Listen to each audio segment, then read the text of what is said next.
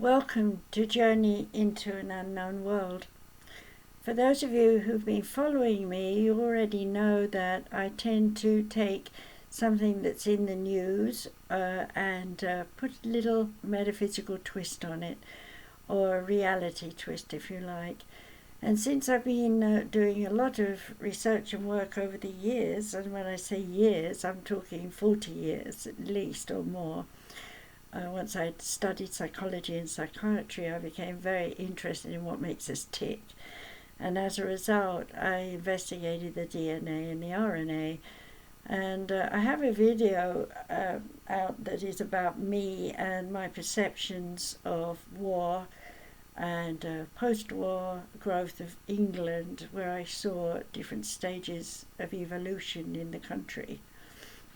And I was recently, I haven't seen the show, I might add, but I recently heard that Oprah Winfrey had interviewed Prince Harry and his wife, and Meghan, and give her a name, and I thought it would be an interesting thing to give some sort of insight into what it must be like to be a member of the royal family.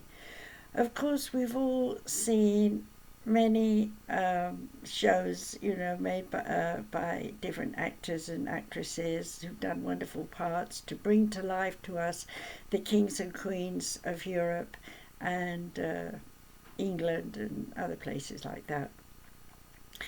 And with my upbringing and things I've said in my other video, I thought I could bring a little insight into what it must be like living in the palace in South Kensington.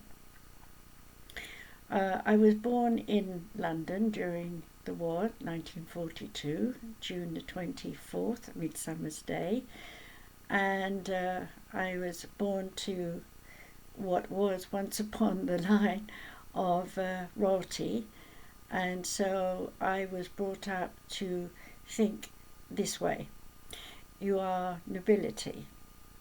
You are pure blood. You are a lady. You must always act like a lady. You must not show your fear, pain, anger, or guilt at any time. You must always stay in command and act as though you know what everyone's talking about, even if you haven't a clue, which I might add was often my case. Talk to people of your own kind, your sort. Don't mix the races. Don't talk to people who are below you unless it's to tip them or to give them a request or an answer to something they're looking for, or to give them some orders what to do next. Because it was very much believed in those days that only the nobility and very upper class, which I suppose my father and mother liked to think they were in, was to make them sociably acceptable. And, in my sense of knowing my grandfather very well, my grandfather was a magistrate. He was a major in the army. And his name was Charles Aubrey Pogson I, and my father was Charles Aubrey Pogson II. And there is just a point to say right away that there was this idea that the child had to take on the father's name so that they would keep the family going. And when you look at family trees like ours, you're going to see the name Charles and Aubrey hither and thither back through the ages. And it was tradition, basically, to keep up the standards of your history by naming your children after ancestors. And of course, as soon as the child is able to understand, they can talk and listen, and that's an important part, of course, because very young children don't listen for very long. So I guess I must have been about 7 when I really started to be loaded with our ancestry from my father and my grandmother and grandfather, and also on my other side from my mother, who unfortunately her father had passed on and her mother was ill. However, I did learn some things from her. And the one thing I did really learn right from a very young age is that my father had married beneath his status. And in those days that wasn't considered a very good thing to do. And interestingly enough, my mother's father married below his status to my what would she be? She'd be my grandmother, that's right. And her grandmother was someone who used to visit the royal family, lady-in-waiting or something like that. I'm not quite sure what it was all about. We also had a lot of, on my mother's side, people who had been missionaries, and missionaries were considered to be very daring people who were going to go to places unknown and risk their lives in the hope of converting somebody to a Christian belief. And of course, in those days it was Church of England. However, there were many Hispanics and people like that also conquering the world in different ways, making sure that people became Catholics. Fortunately for us, the Buddhic way was too far away and too often strong to be influenced by the Catholics, even though they arrived there. And yes, there are Catholic churches there today, as well as other various religious organizations. Of course, what they're really doing is just settling there and leaving their mark. But ultimately, if a religion is as strong as the three major ones are, which is Christianity, I'm putting everything together there, so we've got Christianity, we've got Buddhism, and we've got Jainism. They're the main ones that I perceive as the strongest in the world. Of course, the Mohammedanism is a whole different ball game, because the first three that I've mentioned are based very much on the word of God in those books. And so everyone is taught the book is the most vital thing to follow and to accept as gospel, literally, and not question it, but rather try and copycat those who've gone so long before. Whereas with the Muslim idea, it is much more about a collection of thoughts that Muhammad had as a result of his visions, which basically were debatable, to be discussed. So the Muslim faith is much more based not on the man as we do with Christianity, basing on Jesus, but rather basing on the text that he wrote, and then in turn everyone trying to model him to think in some way like him, but knowing that everything is debatable. And so there's a major difference here in understanding one another's concepts. So if I bring that into royalty, for example, if you're taught that you are, from the word go that is, if you're taught that you are of some substance and therefore must behave in a certain way, then all those lessons begin. For example, I remember walking backwards and forwards with books on my head, being made to keep sure that my back was straight, and that I was walking with my hands beside me in a certain position, or held very loosely in one another, hanging in the middle of the lower part of my body in a certain position and way, because obviously the genitalia coming down towards that area, one doesn't want to point to it, but rather to point to sides, so the hands had to cup in a certain way. We also had to learn that not only was posture, but speech was very important, and to not run off at the mouth or overspeak, in other words, to only respond when spoken to, because you're a child and you're not supposed to make a noise. Playtime was with nanny, and any other time was with mother and father, was behave yourself and just ask questions, let them teach you a little bit, and just behave. And of course half the time you didn't know if you were misbehaving anyway, because you're just sitting there not doing something when you feel you should be doing anything but sitting there looking like a lollipop, as it were. And so smiley face, lollipop, smiley face and stiff as a rock, sitting there in a certain way on the sofa or chair. Now if you're sitting on a high back chair, then you have to make sure that you're well seated, right into it, in other words, so that your spine is up against the hard parts of the chair. And then make sure that your shoulders are pulled back and that your head is held high. Do not overlook and do not underlook. If you drop your head, it's a sign that you're giving someone, I want to hear something. So if I'm up like this, and I'm looking down my nose at you, I'm afraid, but if I'm up like this, I'm holding my holding my head high, then I'm saying, don't approach me right now, I'm not available. Whereas if I drop my head, then I'm saying, I'm ready to receive you, I'm ready to hear what you have to say. And should I blink like that, then I'm saying, I'm open, I'm receptive. Should I just stare, then it's, what do you have to say that's so important? Don't beat about the bush, come to the point. I haven't got all day to sit here and listen to your moans and groans. Now, of course, if one is to be a leader, one has to be able to make a choice very quickly and to know you're making the right one. Well, of course, when you're a child, you don't really know what responsibility is, so you're just told, here are 3 vegetables.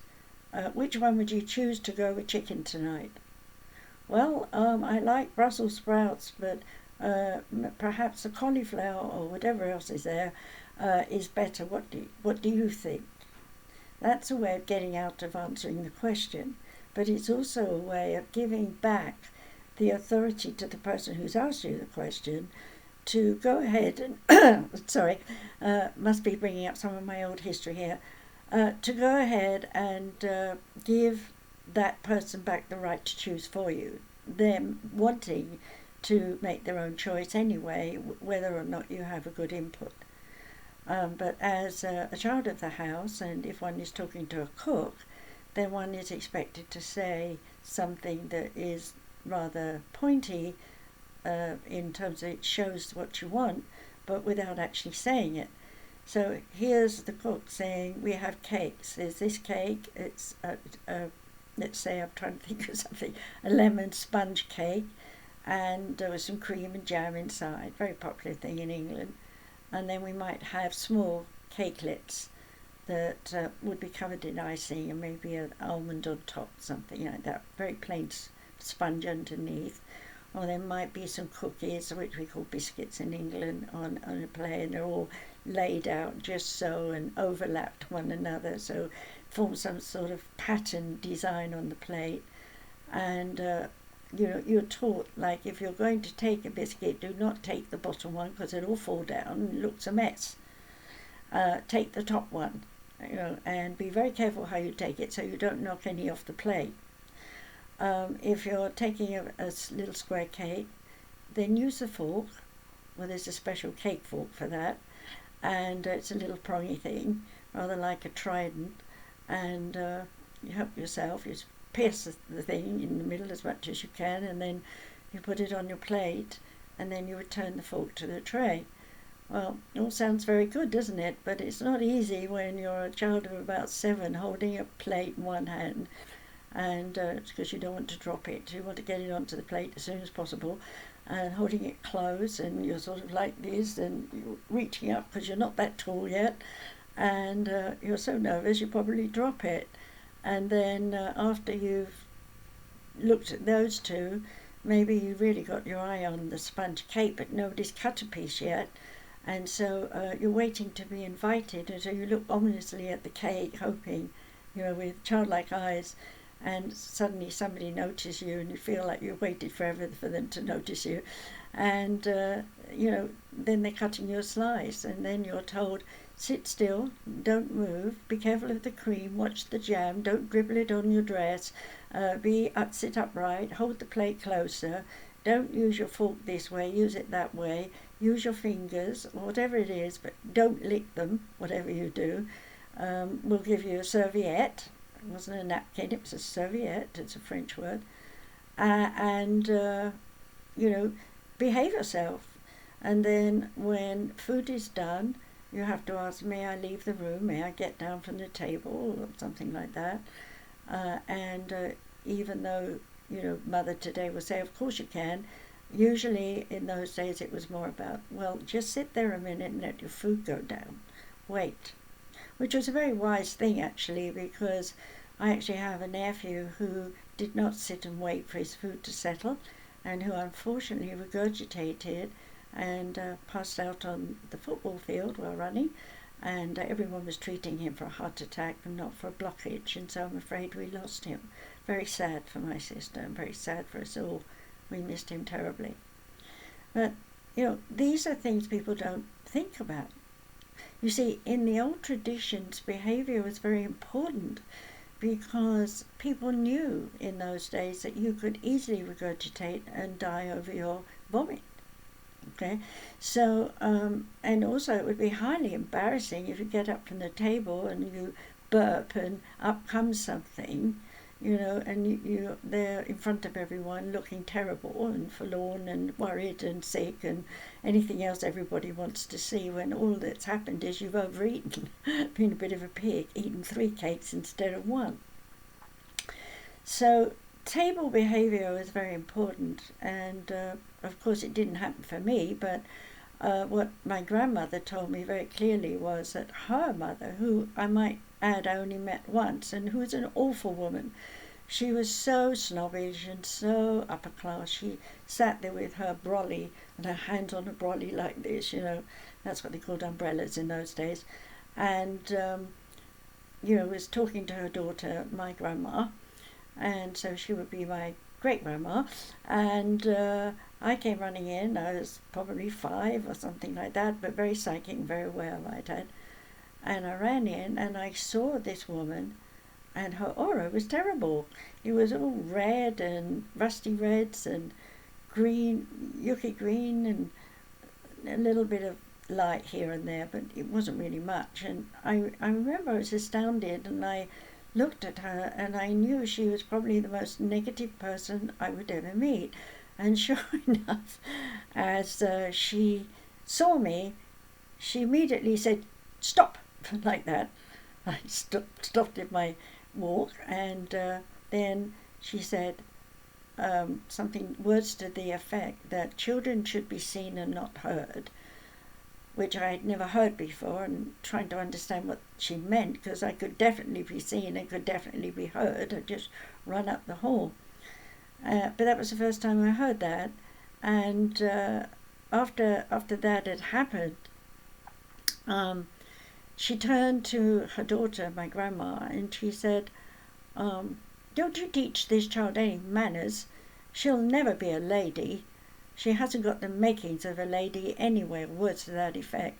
The inference was that I wasn't having all the private schools and all the education and things that, she wanted. So I basically didn't like her straight away. And then she said something about my grandmother shouldn't be cooking, she should have slaves. And she literally said that.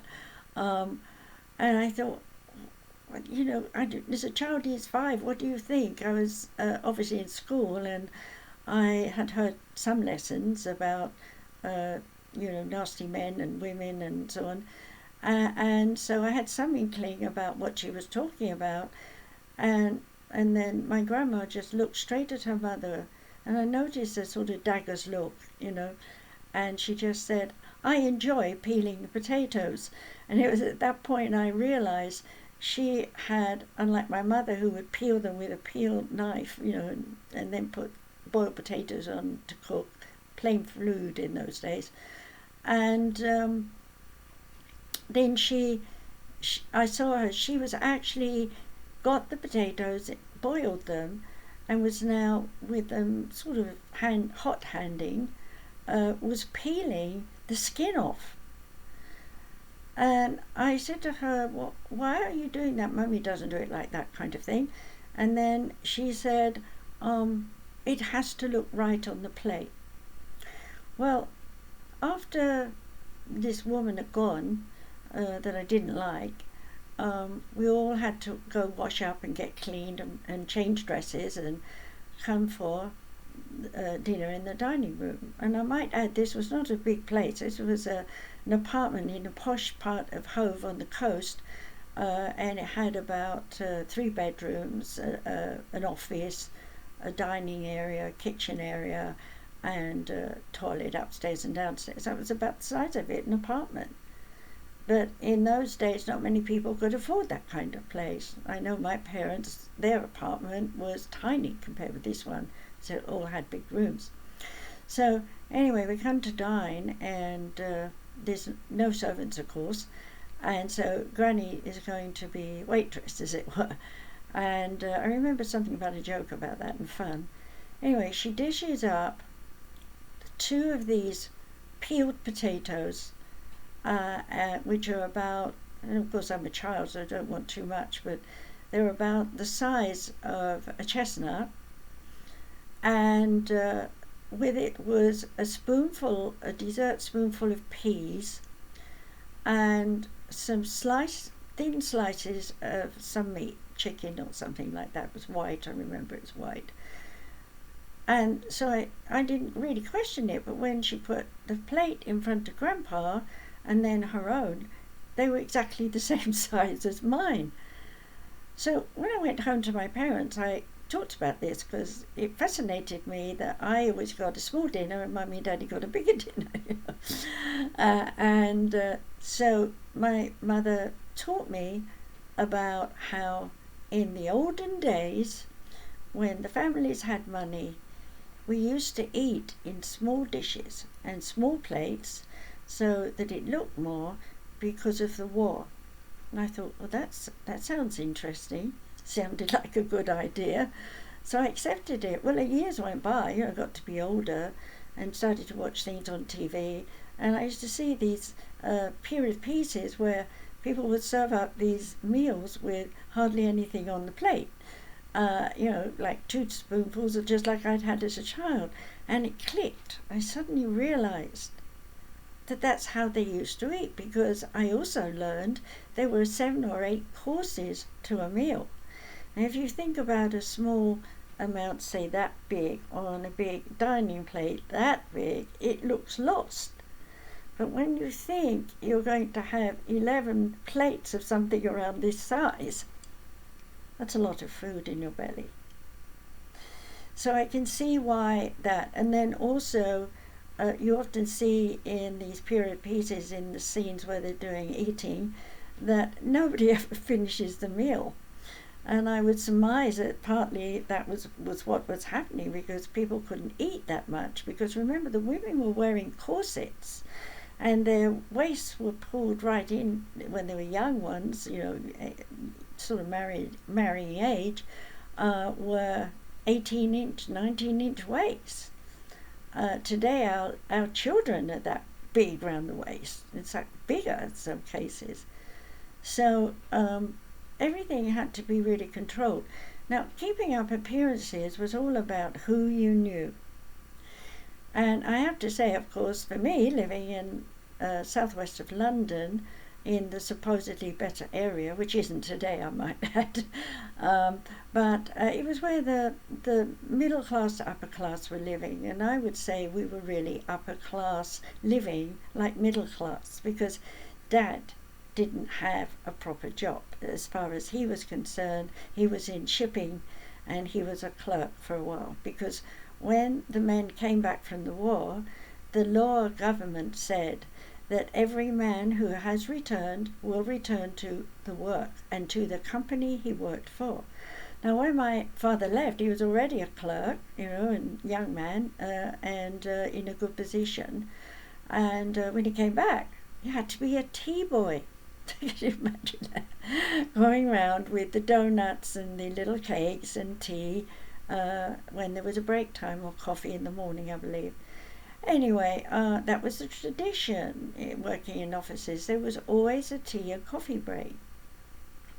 Today, people walk around with their coffee and tea or whatever it is all the time, and nobody questions it.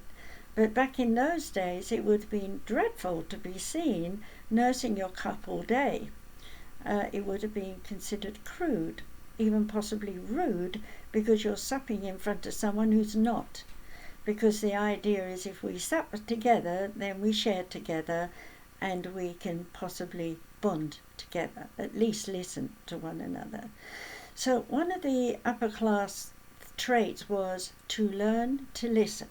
So when you sit and listen, you, oh, so, really? Oh, how nice. See how quiet my voice is too? Not invading the person who's talking, allowing them to continue to talk. Now, if you're someone like me who talks forever, you can imagine I would be sitting there going, and I would be nodding off, and that is the case because our brains can only take so much. So as a host with a guest, you allow them to speak. And if you think you're losing it or you're bored out of your mind, then you change the subject. How is your tea? Would you like to see the gardens? I've got some new roses. That is a sign immediately, end of topic, let's go and do something else. I've had enough of this. And of course, being a guest, they will have to say, yes, that will be a wonderful idea, even if it pains them to walk too far. They will go because they want to keep up appearances and they want to be accepted traditionally in the old ways and the old styles. Now, you have to realize that we're talking about post-1942 when I was born. So I'm now witnessing, up to 10 years later, this same facade still going on, trying to keep up appearances. Now, appearances meant you absolutely go to church every Sunday, you go to Sunday school, then you go to church service. You go to the church service with your parents, you sit in a certain place, because everybody will know you're there then. I thought to myself early in those days, well, surely I could sit anywhere. I wanted once to sit right at the back. And so I sat there and somebody came up and said, oh, shouldn't you be sitting with your parents? They've got a space for you, which was like telling me, you can't sit here, go and sit forward. And, I was probably about 9 or 10 or 11, somewhere around that age then, when you start flapping your wings and exploring other things and wanting, mixing with other girls who were in school with you who weren't particularly of the upper class, but more likely middle class or something, who weren't quite your playmates, but yet you secretly played with them and loved them. So you kept all these secrets to yourself until you got to the age where mother starts to say, well, haven't you got any friends? Well, yes, I do. Well, would you like to bring them for tea? I remember the first time I brought my 2 friends home from my school to meet my mother. I was very nervous because I didn't know if they'd know what to do, or because one of them was very working class, poor people, and the other was just a little bit above. So really not too much class distinction here. But that was the way I was. I didn't go after people for their class. I went after people for their fun, their life force, their interest in similar things to me and so on. But I was never sort of, hit the class and everybody says, oh, here's Margaret. Oh, no. I was one of the little group, 2s or 3s in the corner. I didn't feel I fitted in. A lot of the people didn't think I fitted in with them anyway, I guess. I loved sports, I loved music, and I excelled as much as I could in all of those things, but never quite made it to the team, always the reserve, sitting on the bench, as you say in America, and hoping I would get my turn. But when we actually played the game and practiced, I loved it. I really loved all the games that I played. My favourite was tennis. And I even played that right up until a few years ago. So everything that we do has to be done a certain way. So if I was going to come out of the church, then I had to make sure that I helped my mother, obviously, to walk, but to not only do that and be her support, but to nod to various people and acknowledge that they were there, so that my mother could then stand and rest a minute while she chatted, to rest her feet, because I will say this, she was in a lot of pain with her feet. And so, that was just church. And then if we went to visit someone, they would always get out their best china. And, that was quite an interesting thing. So my father on the other side was, who are you bringing home? What's their father do? Is their mother working, or is she at home? How do they have enough of this and that? There was a part of him that would be giving, and he might say, would you like to give your friend some pocket money or something, once he knew their circumstances. And he was quite fine with me being with girls who were not of our class, but when it came to the boys, they weren't good enough. Every boy I liked, or was friendly, never mind about liking. I remember I had one friend who was into music, and I'd invite him back to meet my mother, who liked to play the piano and sing. My father happened to come in on all of that, and who's this? Very rudely. And so I introduced him, and young man, what are you doing here? Talking to him like that. You should go home. And so of course he said yes, sir, and he left. I'm broken. I mean, he'd hardly got there. Mum's barely, she was in the kitchen doing something. Mum comes out, where's the young man? I said, Dad's chucked him out, And next thing I had to sit through a 2-hour lecture of, I'm not to bring any men home here. I mean, we're 15, 16, something like that. I hadn't even thought about anything like kissing, yet. I was getting ready, but not to him anyway. And so there's this whole big deal about class, and lectures used to come out from my father's mouth morning, noon and night. I listened to that over and over again. I knew what he was going to say way before he even knew he was going to say it. And of course my psyche was listening to spirit guides saying, take a deep breath, you know what he's saying, it will mean something one day. Well, I have to admit that it took many, many years after that for me to understand that in many ways my father prepared me very well for public speaking, being in the public eye, and now, of course, talking on videos. So everything has worked very well for me. I've enjoyed a life in show business, from ballet dancing in my early years to singing in operettes in London, in local parochial kind of scenarios, or town halls, and I did a lot of movie extra stuff while I was doing that kind of thing, until I got married. So that all came to an end for a while. But after that marriage ended, I'd learned a lot of psychology and psychiatry during that period.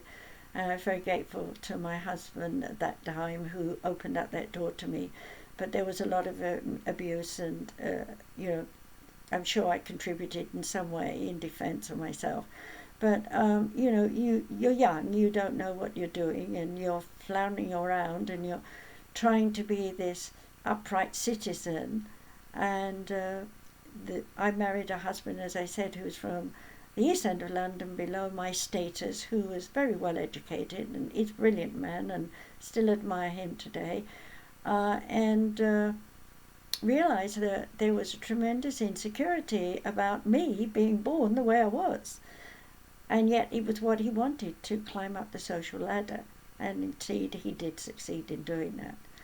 But things are lessons, and so I was learning to stand up for myself, because under my father's wing of all those lectures of how to behave and who I could be with and who I could social with, let alone never tell about boyfriends, there was one boyfriend I liked a lot, and we were very close, and kissing was it. But I was going nursing, and so I'm afraid I broke it up, and went on to do my nursing career. But the important thing was that during that time I was free. I was away from Daddy. But I wasn't, because we were all protected, all minors under 21 in those days, and we were all signed over for the care of the matron of the hospital. And the matron of the hospital, I always remember, she had pin-nose little glasses that just stuck on her nose, and she had this little cuppy hat with the strings that came down under her chin. And she had a very high neck collar with little frills round it, and it looked like something out of the past century in a way. But that was a tradition in those days. And my nurse's outfit was the green and white stripes with a square bib part here and part that go round the back, and everything had to come down to your calves. And everybody was very fussy, and if your hem of the apron doesn't meet exactly with the hem of this frock, you're in trouble. Frock is the British word for dress.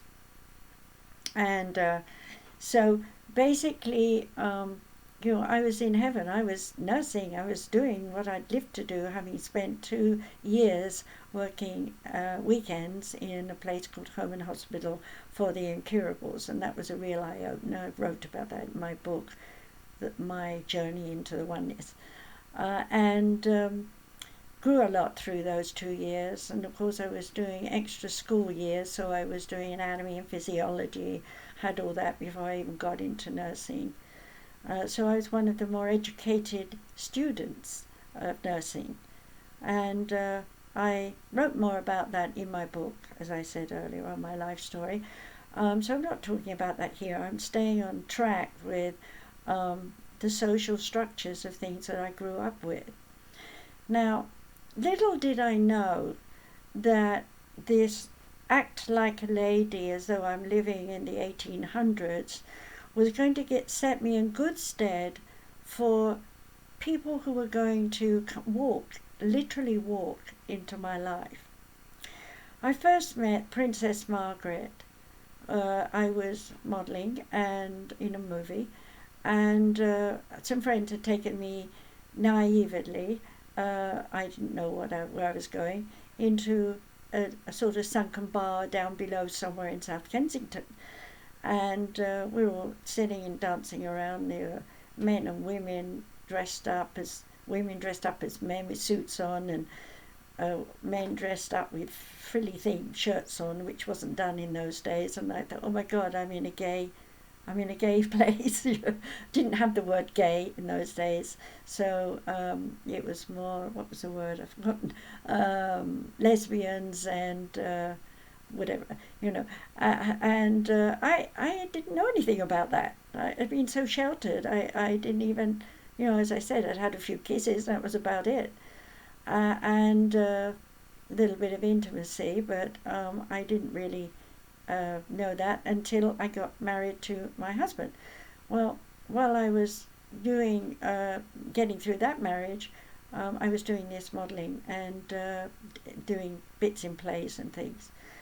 And so here I am, we'd been on a photo shoot, and we'd come down to this place, and some young man kept asking me to dance. I loved to dance, so I didn't think twice about it. I said, yes, I'd love to dance. And he asked me if I had a husband or a wife or something. I don't know exactly how he put it. And I said, oh yes, I'm married, I've got a kid, and stuff. And then I went and sat down. Now, my friends that I'm with, a cameraman and so a crew of the things we were shooting, basically were laughing their heads off at me. And I said, what are you laughing about? And they said, oh, you'll learn soon. And then they said, oh, by the way, there's someone named Margaret down the other end. She wants to see you. So I thought, I don't know, Margaret, okay, why not? I'm exploring, I'm going outside my boundaries here. So I went down to the end where there's this woman with a scarf on her head. And I said, hello, I'm Margaret. My friends up there told me you're Margaret too. And that you wanted to talk to me. And she kind of looked a bit puzzled, but she just said, oh, yes, do sit down. So I did. And suddenly I was finding myself giving her a message, and I was telling her, love is a wonderful thing, but sometimes we don't always get what we want. but the thing is, I have to say to you, I hope you don't mind, and I'm giving her this mini reading, and she's like, say more. So I got up and I said, thank you. I said, I guess that's why I had to come and sit here. So she said something about your message is very helpful, thank you, or something like that. And so I went back up to my friends, and they were still laughing. And I said, what are you laughing at? And they said, do you realise who you've been talking to? I said, yes, Margaret. He said, no, Princess Margaret. I'm like, oh my goodness. Anyway, I said I'd better leave. It was getting late anyway. And it was after, work and time to get home. And when I got home, it dawned on me, Princess Margaret, the palace, all that kind of thing. And of course then I realised, yes, I was right on top of the palace where I was. We'd been shooting in Regent's Park all day, so it was a nice area, convenient to go there. Anyway, so that is typical of how I started to meet people.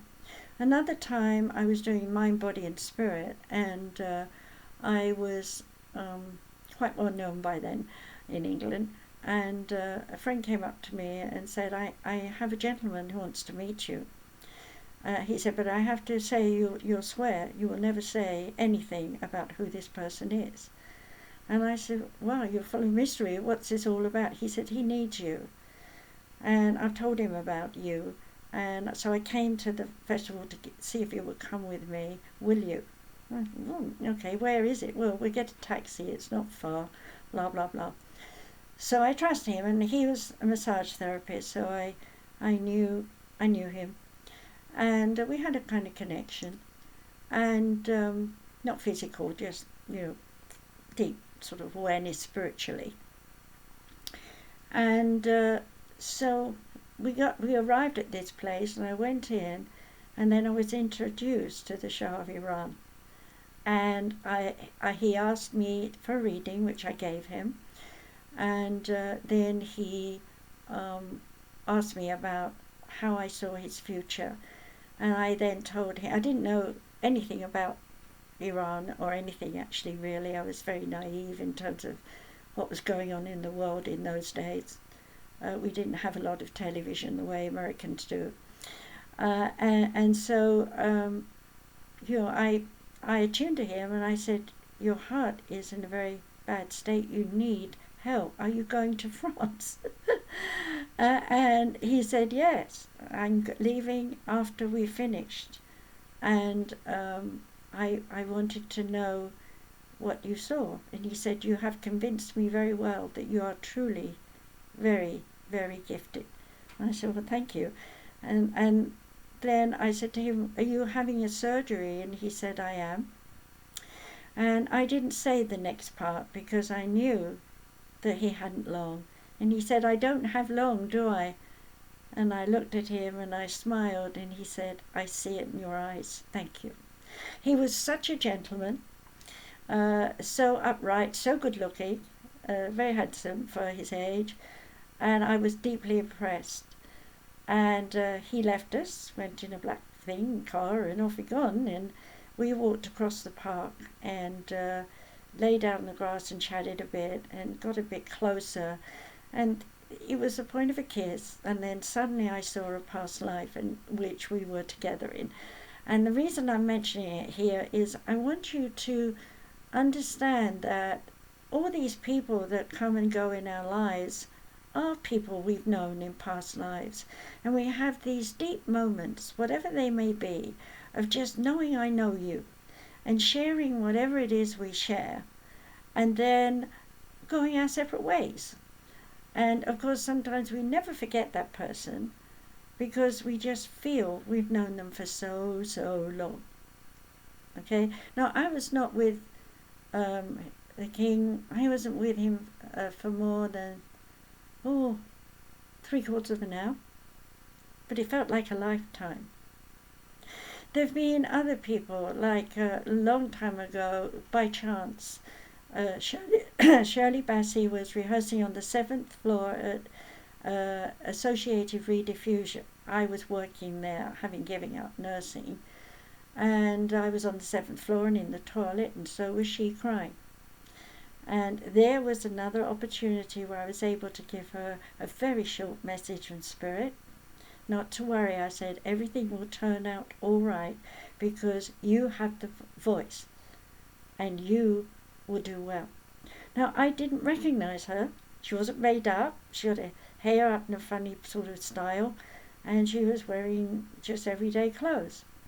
So I went back to the office. I didn't say anything, to my office staff, and went down stairs to the cafe where some of my cameraman friends were sitting around. And they said to me, "Oh, we've been watching Shirley Bassey rehearse before we did the shoot so we could get some angles." And I said, "Shirley Bassey?" You say, "Yeah, we were up on the 7th floor where you are." Oh my God. So, without even knowing, I'd given Shirley Bassey, the star, a message. So you see, it can be very unusual. But my ladylike manner and the way I presented myself to her to help myself give that message was to behave like a lady. And I knew it. I knew I was using it. I was using those little traits my grandma had shown me so long ago. So, knowing that, I've also gone the other way where my agent's been looking for me to go on TV and do a show, and I am not picking up on the phone because I'm not near a phone in those days. We didn't have cell phones. And she's ringing away trying to get hold of me, and I'm sitting in a cafe with a transient, talking to him about his life and the things he's done, while mentoring him in understanding that he didn't have to be on the streets, that he could take some of his talents and gifts and use them. And he was so thrilled with everything that I'd said to him that he basically wanted to hug me. This is a man full of dirty, smelly, rubbishy clothes. I let him hug me. That's how I am. If I'd have been a lady from my old days of my upbringing, I would have stepped back and took his hand. So you see, there is a difference in the way we can behave relative to who we need to be with. Now, if you step into the royal family for a minute, and I got stimulated by this because of Prince Harry and I don't know what we call her now, Duchess Meghan or something.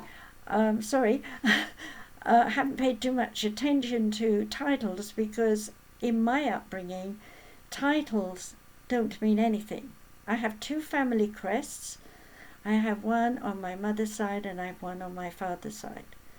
My father's side is Vigilante at Hardy with the stag, and my mother's side is the Tudor and Scottish Rose, because she has both in her blood in the background, and the Royal Crest with some lines on it. And so, I could put those on my head and paper if I wanted, but what's the point? I don't want to live like a queen. I want to live like a human being, me. And so here I want you to understand what it must be like when you're a young child, you're born into a situation as likely to be a princess the rest of your life, and suddenly you're becoming a queen. And for some reason, when your father finds he is king, you are suddenly told you can't go and play with your sister. You can't do the classes your sister's doing. You have to study politics, how the houses of parliament are run, how it is formed, what they do, how they sit, when they're allowed to argue, when they're allowed not to, when they're allowed to present, the Whigs are allowed to present their findings to the people and so on. All these rules just there. Never mind all the rules about how your breakfast is served and which room it's served in, There's no lying in. You have to get up because someone has already organized your life for you to tell you where you have to go and what you have to do. On the clock. No 5 minutes late. I often wondered what would happen if I had a bad tummy and I couldn't be down there on time. But fortunately for me, on time was basically schoolhouse, moving from class to class like any other kid, and turning up for sports refit or whatever we were doing, or being on time for one of the drama shows I was in, or dancing, singing, or something. And so it was important you're on time. So that part of the timing I liked. But to have a regiment so much so that you can't breathe, and to think about, let's go back 100 years and say the dead Queen Mother had to be dressed, her husband had to be dressed, they had to have everything dressed by a certain time, to go down the stairs at a certain time, to arrive at the breakfast room at the correct time of dawn, in order to walk into the room so that the food is just hot and just right to eat right away. But now you have to talk. How about today, dear? What are you doing today? Oh, I'm doing such and such. One mouthful. Take a sip of tea. Take a bite of bread. Pause. Put your fork down. Pick it up. Use the knife. Use it correctly, in the right way. Don't make too much tinkering on the china plate. Yes, all of that is going on in your mind while you're trying to have a talk. And hey, there's all these other butlers and people around waiting to clear your dishes and watching you with deaf ears, I don't think, so duty bound to never reveal anything that you and your husband may discuss in their ears. So, what do? Oh, I'm going in the garden. Oh, great. I may join you with a cup of tea. Henry, bring me a cup of tea in the garden. So Henry turns up with a cup of tea in the garden. Now you can stroll in the garden at the first time, say something quite intimate, use your imagination, about last night. Because you can't say that in public. Whereas today, kids don't think twice about it. Things have changed. So, tradition. Britain is steeped in tradition. It's all over the place. So, the monarchy represents the extreme example of tradition. Changing of the guard, the celebration of the king or queen's birthday goes back many centuries. The understanding of balls and things that have to be for a certain reason, to invite your barons and earls and lords to come, so that you can say in the pretense of business you're having fun with women on the side, or women who are having fun with men on the side, and it's all secret but everybody knows, but nobody tells. Because if one tells, everybody tells, it's out. And oh God, what terrible things that will be. Because society was all about marrying someone for good status. So even a prince or a princess wasn't allowed to choose their beloved in the true sense of the word. Queen Victoria was one of the few who was able to fall in love with the arranged idea of the marriage, because it was arranged when they were children, long before they realized. But, that was fate, that was destiny, that was part of the ending of the Piscean age when it started, and the beginning of transformation.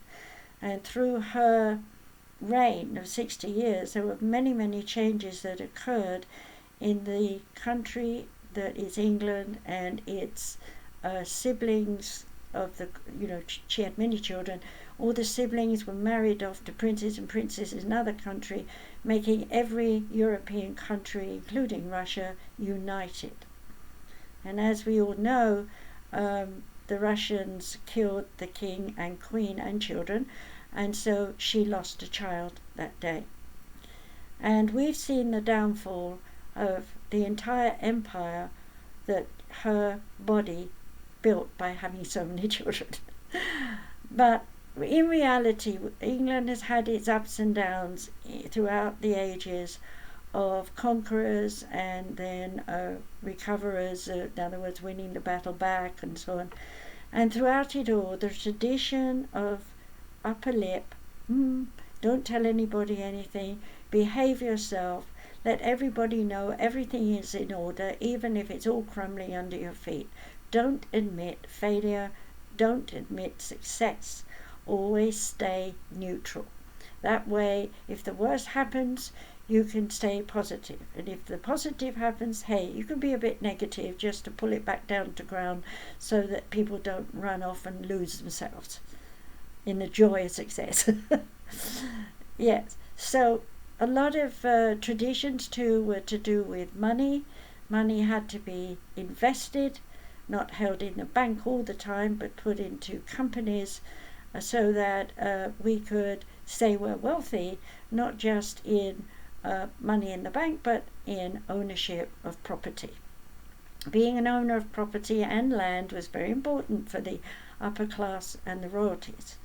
Traditions were steeped in things such as going hunting, stag time, because they're rutting, and after that comes the babies, and then after that comes the killing time, because we don't want too many deers running around all over the place. Okay, got an itchy nose again, something to do with my past. I never believed in killing animals. I hated the hunting of the foxes, and I had seen that several times in my life.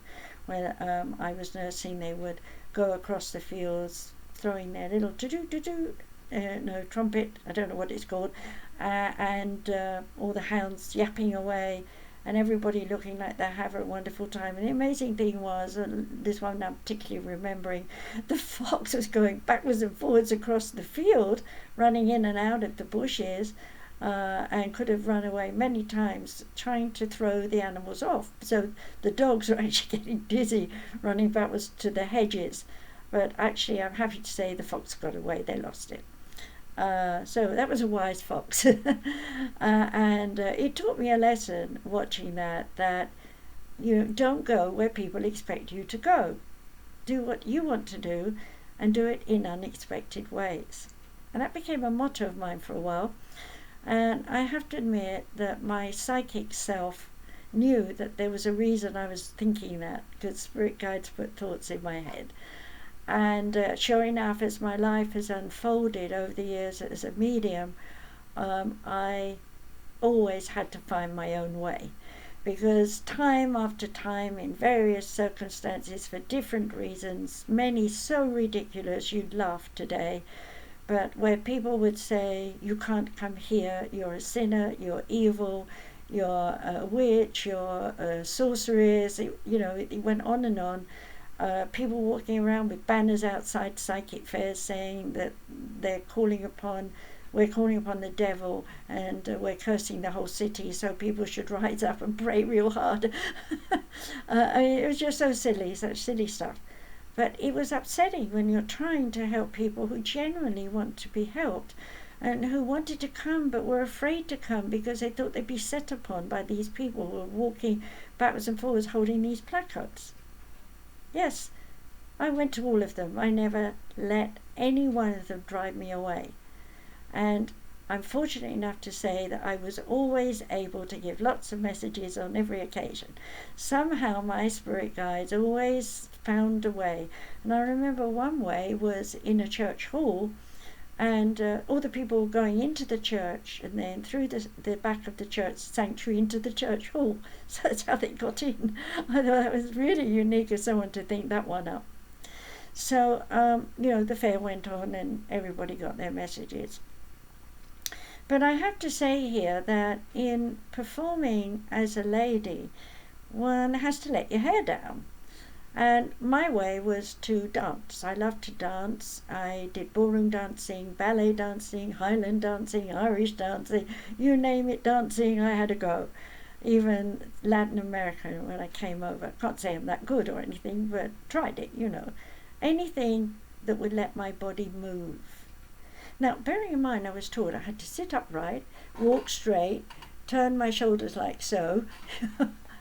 Here am I, getting with it, dancing, because, hey, I couldn't do it when I was a child, so I'm going to do it more and more as I get older and older. And you know what? It's a good workout. I advise you to put on some music in your house and just wriggle around. I have an island, and sometimes I dance around the island.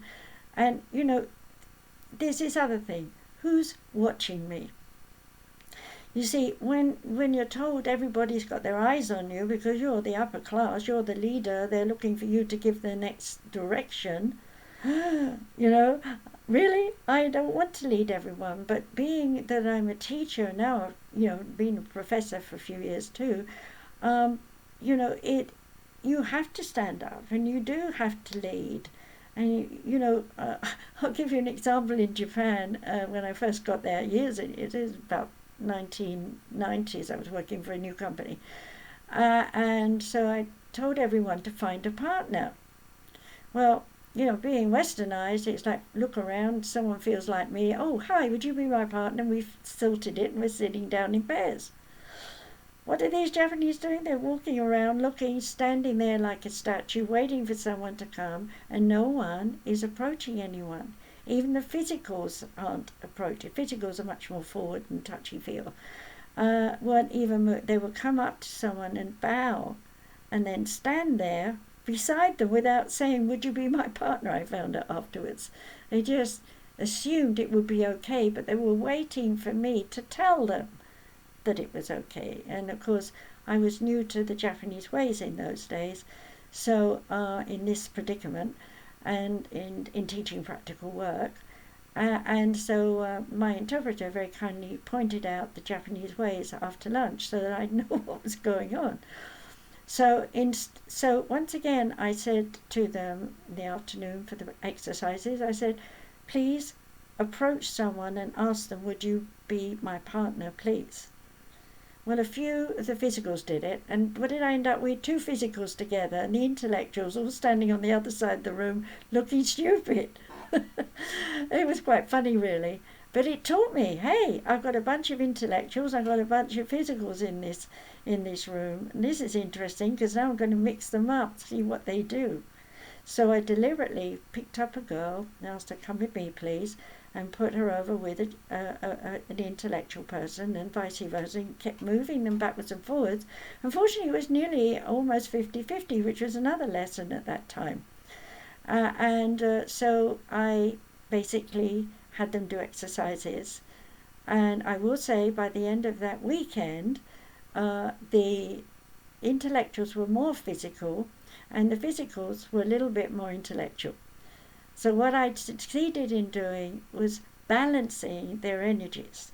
Because you see, we all have either a high physical and a lower intellectual, or a high intellectual and a lower physical, with one exception: somnambulists. They're people who daydream. You could be sitting there talking away and they're like, ooh, it's like, hey, you hearing what I'm saying? Oh, sorry, I drifted. I was thinking about this and that. And they're not thinking, they're seeing it and thinking it at the same time. And those people are the gems for people doing hypnosis shows, because they'll go off into a trance state very easily, just so you know. So anyway, the point of this whole little divergent thing here is that people are either going to be led by their thoughts or led by their emotions. And I was led very much through the first 40 years of my life by my intellect, because I'd been trained to think intellectually, whereas my sister got away with the physical side. And she's a medium as well. And she would think nothing of leaving all her toys out for me to pick up or something like that when she was very young, of course. And so it made me responsible for her, responsible for my mother, responsible for my dad's post-traumatic stress disorder. The list went on. And anyone else at the church, and anyone else at the Sunday school, or wherever I was teaching, whatever I was doing, I was always there for those people. And then I crashed. I had a breakdown. The story is written in my book, My Journey to the Oneness again, so you might want to read that because it's too long. But I basically clinically died and told my spirit guides, I can't do this work anymore. It's too overbearingly terrible, blah, blah, blah. And they said, well, you've barely begun your work. And I'm like, what? Don't tell me that. I've been doing it my whole life, 40 years, you know. Well, actually, it was a bit less, about 36 years, 37 years, something like that. And the truth was that I felt guilty. I was letting the team down. So I promised to stay in return for something better. Well, what they gave me that was better was a door opener I never expected, my entry into the oneness. I was no longer a medium on this level. I was now up here on this level and ascending into the oneness. And so over the years, I got even more lessons. And as a result of all the things that I went through in Japan, teaching, the courses I developed, and the spirit guides who worked with me, I have been able to be, shall we say, the instigator of changing lives. It's such joy when you can see someone who's steeped in traditions throw away all those traditions and wake up to, I have choice. I can do whatever I want to do. I can be anything I want to be. People who know me well and know all the things I've done in my life say, how could you travel so far, so many times, so often, crossing the oceans 6-10 times a year? Well, it's work. It's what I do, just like a flight attendant. But no, there's a motive. I'm going to meet new people, and I'm going to share what I know with these new people, and things are going to be happy times. And yes, there'll be people crying with joy, as well as crying to let go of their misery, and that is what it's all about. Because that misery that we have, I know it. I lived it for 40 years of my life. And thanks to marrying Stephen Van Coops and being American, I was able to be free of that British history and find me. So why have I shared all this with you? Well, the truth is, I've done this because I want you to understand that when we judge royalty, wherever they are, I want you to learn that they don't know any different. The Queen is a loving person, everyone knows that, but in the public eye, she behaves the way she was trained to behave. And the thing is that if I asked her, would you do something different, like go and hug 3 people, she'd look at me and she would like, I don't know how. That frightens me. Because she's not been allowed to be open. And here she was birthing a daughter, Margaret, who was the opposite. You know, her sister, not the Queen, I'm talking about the Queen Mother, having a sister who's the opposite, who would hug everybody and dance and get drunk and do all the things she didn't do. And yet they loved one another immensely. You see, North and South Poles can get along if we just learn to accept that we've been trained that way. The problem comes when we're the rebellion, and that's when Margaret had her rebellion. She found love and she wasn't allowed it. And here we are today with Prince Harry and Meghan. I'm sorry, I just want to call her Meghan. She's so open to everyone and everything. She needs to be called by her Christian name. She's a wonderful woman. She's got a big heart. And like so many of us women, she's here for the women. And she will be a voice. And this is a way she will be a voice, because her husband loves her dearly and he knows it. He knows that their lives together are important. And that's what matters, is to understand that once we get to be 40 or thereabout, we fly free of all that tradition, of all that stuff that's expected of us. And most of us do. We rebel. We find ourselves divorced. We find ourselves arguing with our kids and wondering what did we do wrong. And they're telling us, well, what you did wrong is you steeped me in tradition. I'm not coded to be in tradition. I'm a free thinker. I want to go out and explore, even if it means that I have to live on the street for a year or two. And the kids do that. But they grow up and they mature. The Queen has never been allowed to do that. And the children born to her were never allowed to do that. And the children born to her children are conditioned to behave. It doesn't mean they're all behaving all the time. There's cover-ups. They're good at that. There always has been. There was the word of press not to step over the mark. But that's gone. Because the Piscean age is gone. The time of ruling kings and queens is going. And it will go completely eventually. But tradition will keep a figurehead. Everyone needs a figurehead. But bit by bit, as the Queen has seen, she's a figurehead. She does what the public want. She does what the Houses of Parliament need done and want. She rides for her battalions of men because they need to see her, because they serve her. And that is the important thing, is to understand tradition does allow us to understand respect, honor, truth, hear that word, and trust. Now, if you're trapped in a scenario, do you do a white lie? Of course you do, to protect your loved ones, the people you care about. That's life. We all do it. We've all done it. Do we feel we're sinners? No, because we justify why we've told a white lie. We want to make the negative go away so we can all get on with being happy families. But when one is so controlled and so restricted, it's inevitable there's going to be a few people in the network there that are going to be rebellious.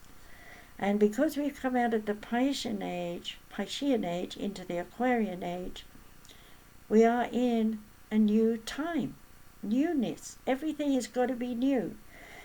We won't have same governments. We won't have the same power. We will have power created by sound. Our houses will be warmed by sound. Sound is the next age of our growth. And by the way, the spaceships, they all travel so fast on sound and light waves. I know those things too. So, whatever you've been thinking while I've been talking to you, I want you to have a little bit more kindness to those people who've been steeped in tradition. Those people who are the families who believe truly that they are the ones to run the countries, whichever country it may be, because they've been trained to believe that's their role. But now with the new generations coming in, and the Aquarian age now in it, no longer in the Piscean age at all, so now we can start building a society in the way we want it.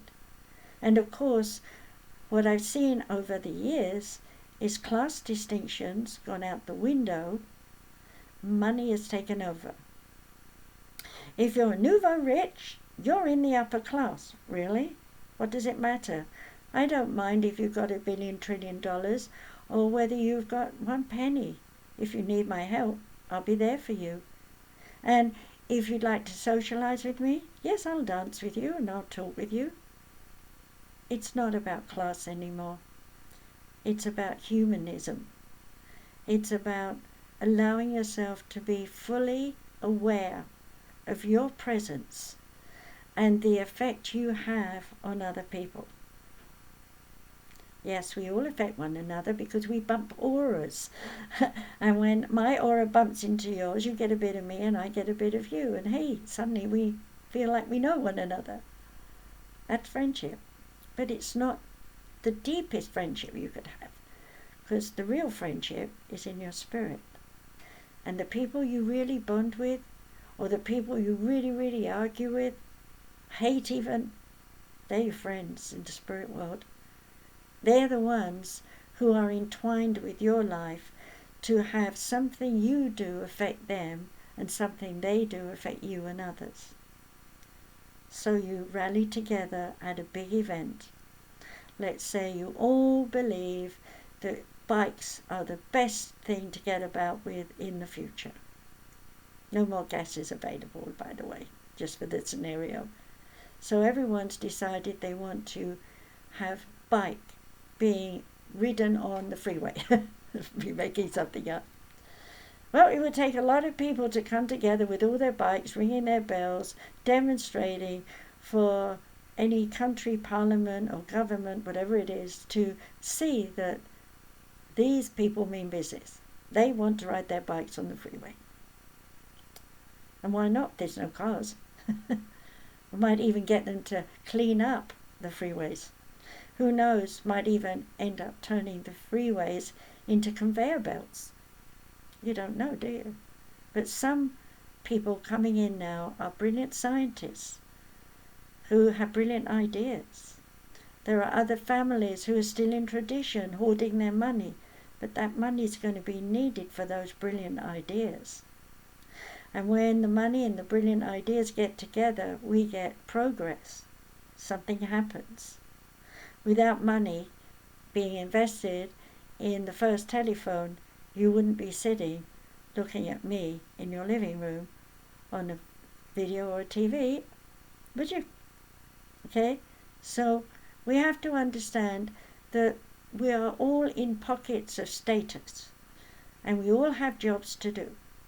So whether you're the guy that cleans out the toilets or the woman who peels the potatoes or the dressmaker that makes the clothes for you to wear and so on up the ladder to queen or king of a country, you are exactly where you're supposed to be, doing exactly what you're supposed to do for this time period now. And so if your heart sings something like rebuild, then rebuild. If it sings something like revolution, then make a revolution in yourself to change your lifestyle. Okay? Whatever happens, the one thing I will say of Margaret Thatcher is that in her maiden speech she said, the greater world that we all seek, I don't remember exact words, but these are mine. The greater world that we all seek lies first in the individual first person and family. The family must be appreciative, strong, and connected with other families. And together we unify. We become a nation of people who all appreciate one another. Now that sounds like, okay, we all agree. Everyone, we all agree. Don't worry. Yes, yes, yes, yes. Well, that would be not very good for us, because we need friction. We need challenges. We need umbrage. We need something that says, wait a minute, are you sure this works? Wait a minute, is this really what we all want? Now, of course, there's going to be people, like now, no, we don't want this, we want this, we want that. And then there's other people on the other side of the fence, no, that won't work, we'll have to do this. Well, presidents come and go, prime ministers come and go, kings and queens come and go, but the one thing you're sure about is that generations will continue. And the generations will, as you today don't recall the history of the past, they will forget you. They will forget all the struggles that you strive to keep things the same, or all the struggles that you strive to do to get things changed. They will remember that there was this kind of revolution, a change, just as we look back and say, oh, there was the Renaissance area. Let's have a festival and celebrate it and pretend we're at a Renaissance fair. Wonderful. But what were they really going through? How badly were they really treated? History has recorded it. You might want to make that your homework. So all these great ages that we look back on, we don't remember too many people, maybe a name here and there, because they were written in cement, as it were, to be remembered. Because they're reminders for us today to not slip back, but to move on, to go forward. And so I, as a pioneer medium, had my breakdown, recovered, and moved into the oneness to become a healer in a greater sense. Not just a healer of the laying of the hands or of doing my crystal therapies, but a healer of the soul, of the mind. And with that, I learned all about the soul structure coding, the DNA, the RNA. I'd already studied psychology and psychiatry and hypnosis and all these things, so I had that up my sleeve. And out came all the books that I've written. 15 of them are metaphysical books. And so here I'm going to say, I want to share with you what I'm going to be doing in the future. I am making another little step in my own revolution. I am going to build online with my partner, Reverend Katie Kamara, an online university of metaphysical studies. We will begin with families. You know that in a family of 4, there's a lot of relationships going on there. One with one child and dad, one with one child and mum. That's just 2 relationships. Then we've got the other child. So that's 4 relationships. Then we got the mother with 2 children and the father with 2 children. 5 relationships, 6 relationships. See how it keeps doubling? Never mind about the children on their own. So depending on how many children you have and the number, I was looking the other day at a big family of 12 children in the family. And I thought to myself, my goodness, there are so many relationships in that. And then we add Granny and Grandpa that live in the house too. That's a lot. But come to easypeasysolutions.org. That's spelled out EASYPEASY, solutions. I'm sure you know how to spell that. .org, and sign up. Put your name, phone number, email address, your interests, topics you'd like to learn about. The talks we're giving there on Easy Peasy are free. And the only reason we're asking you to sign up with an email is so we can let you know when we're actually starting the lecture, because we're still building the websites. But it's open there for you to sign in, put your name.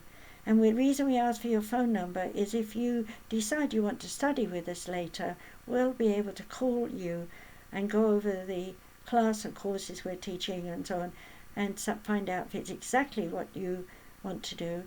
And we will obviously always keep the prices down. There's no loading it, do something for $35 and I'll pitch you another class for $1,400 and then pitch you another class for $10,000. No. We're going to run this properly. And it comes under Universal Christchurch.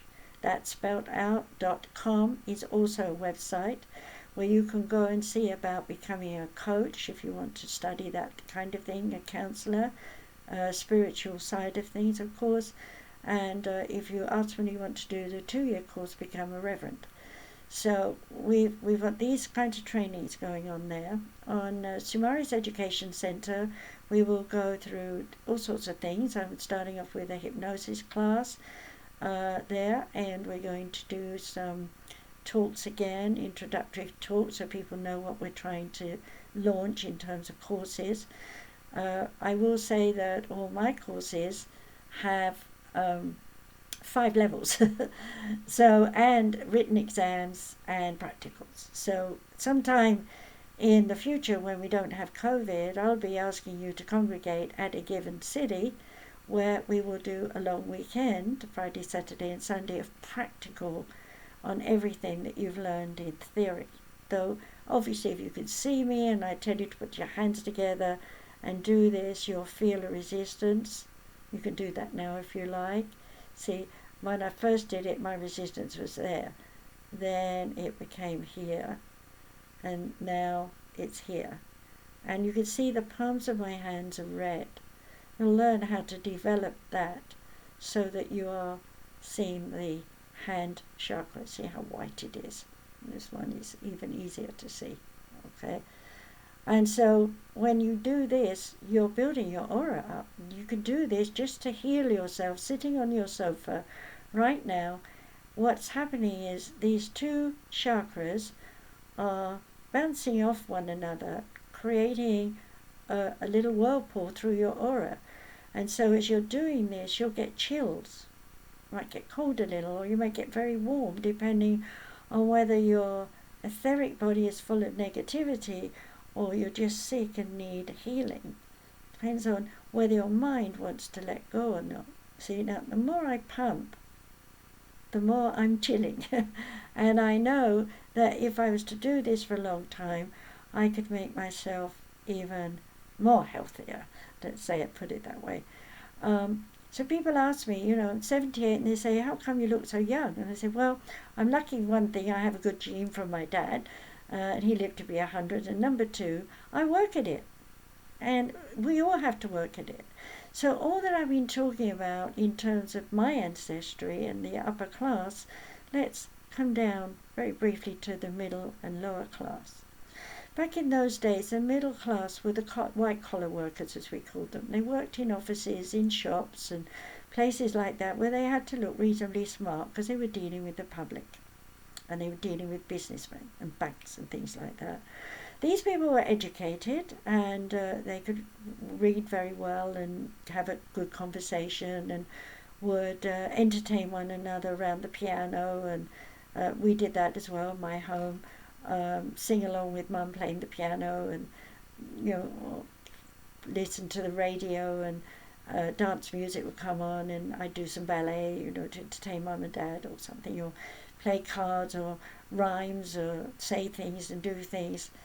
There was no television, you see. And so we had time to enjoy one another and the skills, and some of the games that you see on the TV today all started as parlor games. And if someone else, in the family could play a musical instrument, they would bring it along, and we'd expect them to play, and they'd want to play. There was no, I'm too nervous to play. So that's gone, unfortunately. But given time, with sound, who knows? We might have some of those kind of 3D projections, just like we see in Star Wars movies. We might be able to pretend we're dancing with a whole group in a big hall when we're actually in the room on our own with a 3D image of people all around us. I think that might be a neat experience. But we don't know where the science is going in this time. But we do know that we have to move forward. And so I'm asking you, please look again at your children. Don't teach them the way your mother taught you. Don't teach them the way your father taught you to behave. Give them the good parts, yes, but don't give them the blasé, the rows, the arguments, or the stiff upper lip, don't say anything, cry on your pillow at night. Let them share their emotions. Let them talk about their emotions as they're growing, so that by the time they're adults, they're going to do the same with their children. They're going to say, oh, you have a tummy ache, let's talk about it. Now, if you got a tummy ache, how many candies did you eat? Oh, you ate that many? Well, that was a lot. That's probably why you got tummy ache, instead of, you ate all my candies when I wasn't looking, go in your bed, you won't be having any more ever again. I remember doing that. Yeah, I thought I had lots of hidden candies in my house. Was I wrong? But you learn after a while. That doesn't pay. They just eat more candies and hunt for more. So instead you sit them down and you say, here's a whole box of candies for each of you.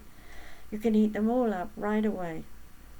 Okay, they might do very well. And then next day, Mum, I want more candy. Well, I'm sorry, there aren't any more. You ate all your candies up yesterday. Oh, but you didn't tell. Well, I didn't have to tell you you could make them last. You've just learned that, haven't you? I did that with a couple of mine. Of course, with the first two, they were older, so I learned the hard way. But with the younger two, I could take what I'd learned with the older two and apply it to the younger two. See, that makes a difference in relationships. Anyway, I've said enough. I want you to realize that the working class in my day didn't read and barely could write anyway, ABC, their names and things like that, because they were made to leave school at 14. So all the people who were working in the factories making bombs and things during the war had to rely on the educated. And many of the people who were in business came to the factories to run the factories because the men were off at the war. And guess who ran it? A lot of women. Made the bullets, did all the things because all the men had to go to war. Think about that. Today, our kids are safe. We don't go to war. We just send missiles miles in the sky. And if one did get here, we'd all be dead anyway. But do we want that? Do we want a world that's afraid that a bomb is going to go on? And are we really listening when we look at the Middle East? Can we not see a mini global war there? Bombing one another night after night. And what are the Jews doing? They're saying, defend. But is it with weapons we need?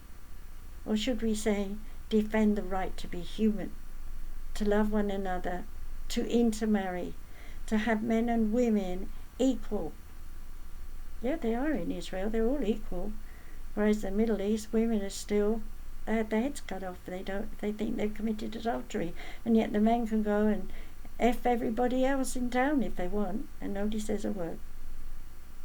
So until the Muslims understand that debating what Muhammad said about what could be righteous versus what is revenge and so on and so forth is an individual belief. And as long as we in the Western world understand that, we can understand that those countries are nations of individuals who believe what they want to believe. And those who congregate together in negativity to fight others, they're the example of what we don't want in the future. Can we learn from that? Can we learn to sit down and talk to one another and see the other's point of view and find middle ground? Well, perhaps a few generations will in time be able to do that, but not until we, who exist now, are all passed back into the oneness. By then, the spirits of new beings that are born into this world, they will have new coding, new soul coding. They will see and perceive this world differently. The only outside force that we don't know about is maybe we get hit by a comet, and people are afraid of that. But then we've got science fiction movies that say we'll all go live on Mars. Who knows what we'll do? But the one thing's for sure, we're not alone in this universe. Aliens do exist. They were here long before we were, and they're still here. But that's another story and another time. So just a reminder, I have 15 books. You can search my name on Amazon. You'll find the ebooks. The other books are being redone. Some are taken down and being put up one at a time, thanks to Katie. And Katie has her own show as well, so you might want to look up Katie Kamara and see her radio show, which is, I always have to stop and think, somafusionmedia. You'll find her show, and she's very, very interesting to listen to. She has lots of video shows live, now saved and up, so you can watch her either way. And go to our websites. Go to easypeasysolutions.org and see all the lectures we've got lined up, which we call seminars, and you will be able to interact with us. We'll unmic you so you can speak. And then we've got on Sumaris Education Center.com, we've got a few classes starting there, which are nominal amount for self-help, self-awareness, things like that. And then we've got, what have we got? UniversalChristchurch.com, which is the founding school upon which I was brought into America as a reverend, and now head pastor of. And you're basically stimulating everyone around me to try and build it up and make it something where students can come and learn online and really get a high education, okay, rather than reading books and just guessing and hoping that they're doing right. We need that. So psychic development will be on Sumaris Education Center. Healing courses will be on Sumaris Education Center. Probably some hypnosis will be on there too, and other things as we go. And then with Easy Peasy, we'll be doing seminars on and off on different topics indefinitely for quite some time. And a lot of those talks were going to be free or for a nominal donation to support Universal Christchurch. Yes, we have to pay for programs and things like that as we get stronger and better positioned in society. What is my ultimate motive? It's to make the medical professions around the world accept that people who are trained in the modern psychology, psychiatry, hypnosis, counseling, anatomy, physiology, all the alternative modalities of healing, all the alternative modalities of counseling, coaching, and so on, go on and on, that we can be accepted, as I have been accepted, as 2 Ph.Ds and a professorship, to be able to help people get well without putting poisonous medications into one's body that have terrible side effects that don't heal us but rather kill us slowly. And on top of that, what I would say here is that when I was nursing, the doctors had to study everything. They only specialized after they had been practicing in hospitals, doing surgery and all these different things, until they were a good 30-odd plus 40-odd ages. Then they became the surgeons and the researchers and all these things. Now I hear the young doctors coming out of university immediately say, I'm going into private practice, I'm doing this, I'm doing that. And I'm like, why are you specializing? You need to learn a lot more. You have to hands-on work. Well, metaphysicians have hands-on work. Okay, and they can do everything but order a blood test, take an x-ray, have some kind of investigatory look-see down your throat or up your butt, and so on, so that they can confirm what the outer surface of your body says to them, speaks to them.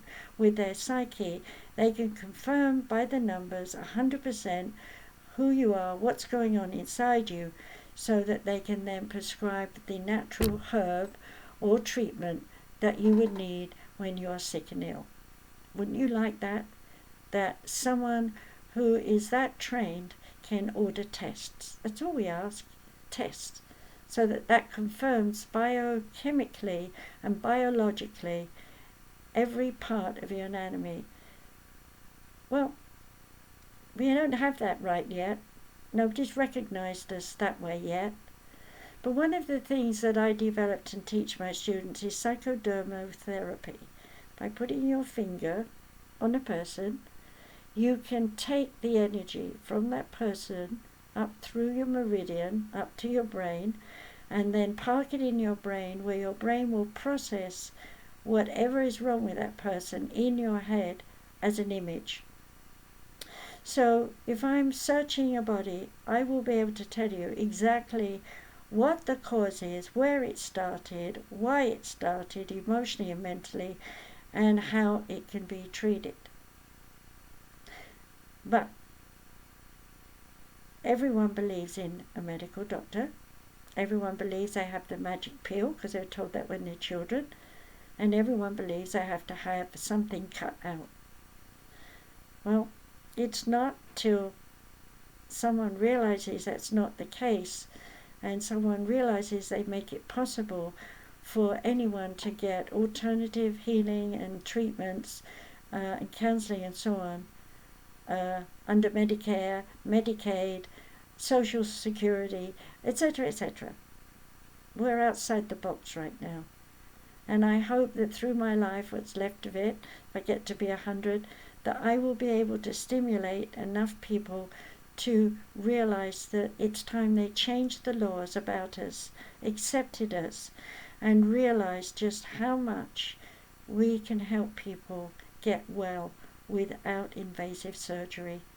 I'm not saying invasive surgery isn't necessary, of course it is.